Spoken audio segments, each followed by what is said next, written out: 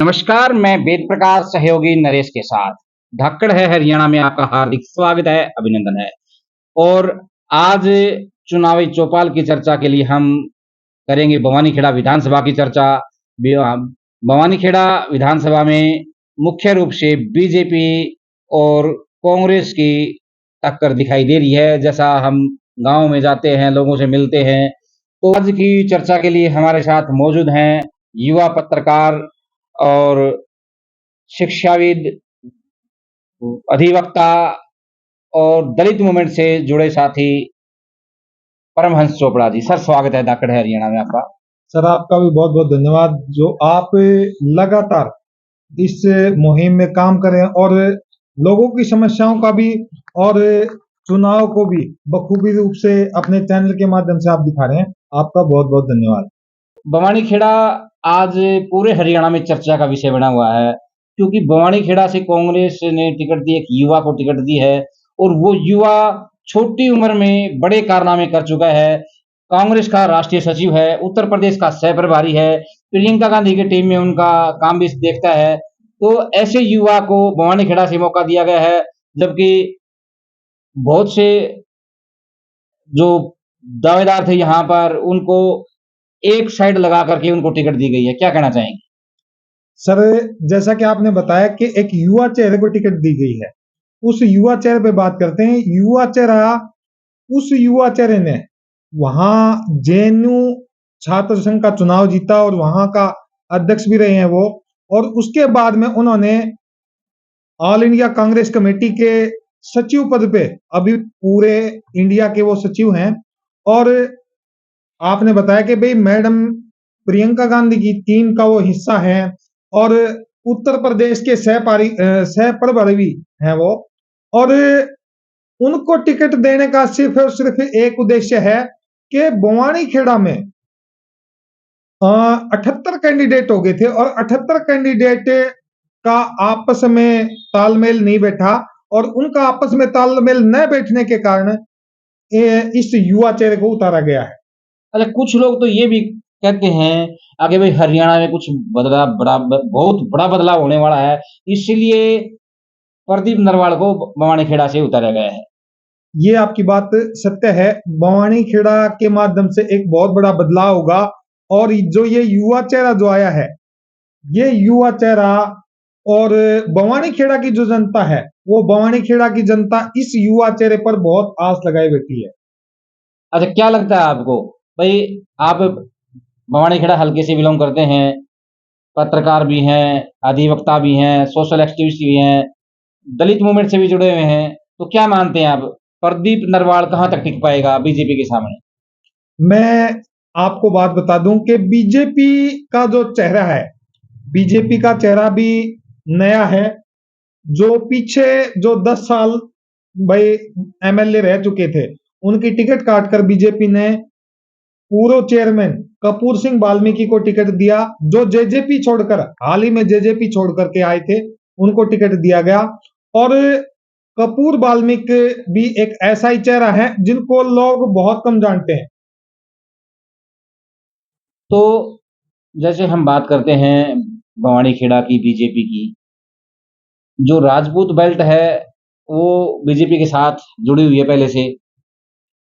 लोकसभा चुनाव में विरोध भी हुआ, राजपूत समाज के कई बड़े नेता आए और उन्होंने बीजेपी के खिलाफ वोट की अपील भी की और लोगों ने उसको साबित भी कर दिया, बीजेपी के खिलाफ वोट डालकर कांग्रेस उम्मीदवार को जीता करके।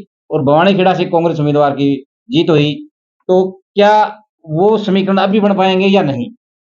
सर, आपने जैसे बताया कि भाई राजपूत बेल्ट का आपने जिक्र किया, राजपूत बेल्ट का मैं आपको बताता हूं कि राजपूत जो बेल्ट है वो अब भी बीजेपी से नाराज है।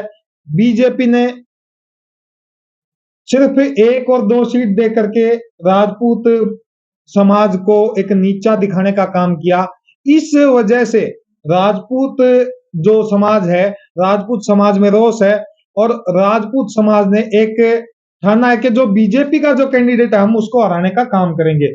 और हर गांव में अब लगभग जो राजपूतों के गांव हैं, उसमें बीजेपी के कैंडिडेट का विरोध शुरू हुआ है।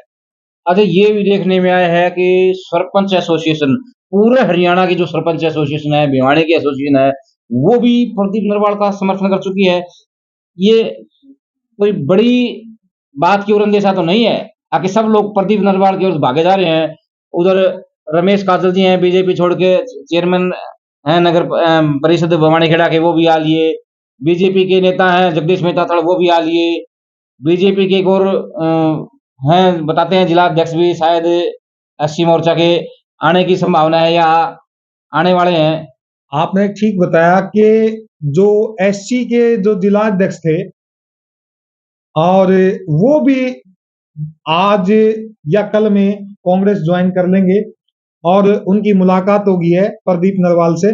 और जो आपने बताया कि जगदीश मित्ताथल ने ज्वाइन कर लिया और पूर्व परिवहन मंत्री और बवानीखेड़ा सीट से विधायक रहे चौधरी जगन्नाथ जी के पुत्र तो चौधरी जितेंद्र नाथ वकील साहब ने भी कल प्रदीप नरवाल के माध्यम से कांग्रेस ज्वाइन की है। वो भी कांग्रेस में आ चुके हैं बीजेपी को छोड़ करके। नहीं, इतने लोग धड़ाधड़ इनेलो बीजेपी, उधर आजाद वाल्मीकि भी इनेलो छोड़ करके कांग्रेस में आ गए हैं। तो इतने लोगों की जैसे भगदड़ मची हुई है, क्या कुछ बड़ा अंदेशा तो नहीं है? सर आपने ठीक कहा कि ये बहुत बड़ा अंदेशा है। डेफिनेट अगर प्रदीप नरवाल जी एमएलए बनते हैं तो उनको एक बड़ा मंत्रालय मिलेगा, एक बड़ी जिम्मेवारी मिलेगी और उस बड़ी जिम्मेवारी को देखते हुए पूरा बवानीखेड़ा हल्का और पूरा बवानीखेड़ा हल्के की जनता ये आस लगाए बैठी है कि भाई बवानीखेड़ा हल्के का अब विकास होगा और ये जो युवा चेहरा आया है ये बवानीखेड़ा हल्के की कायाकल्प करेगा। भवानीखेड़ा की कायाकल्प होने वाली है, क्योंकि प्रदीप नरवाल क्षेत्र में आ चुके हैं। तो जहां तक जिधर भी जा रहे हैं, सब लोगों में भगदड़ मची हुई है और सिर्फ प्रदीप नरवाल ही हो रही है। तो क्या कहना चाहेंगे? सर प्रदीप नरवाल एक युवा चेहरा है और एक युवा चेहरे को टिकट दे करके कांग्रेस ने यहां से प्रत्याशी बनाया और बहुत से लोग कह रहे थे कि भाई ये बाहरी कैंडिडेट है, बाहरी कैंडिडेट है। भाई पाकिस्तान का कैंडिडेट तो नहीं है, हरियाणा का ही कैंडिडेट है।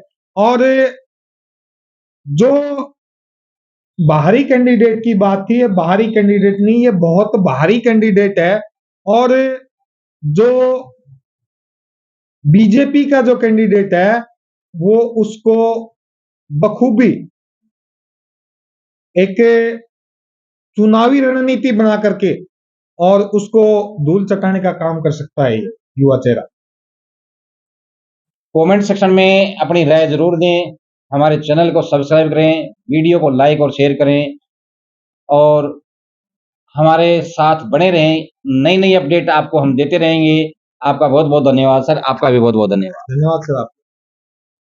तो देखते रहिए धाकड़ है हरियाणा, मैं वेद प्रकाश सहयोगी नरेश के साथ।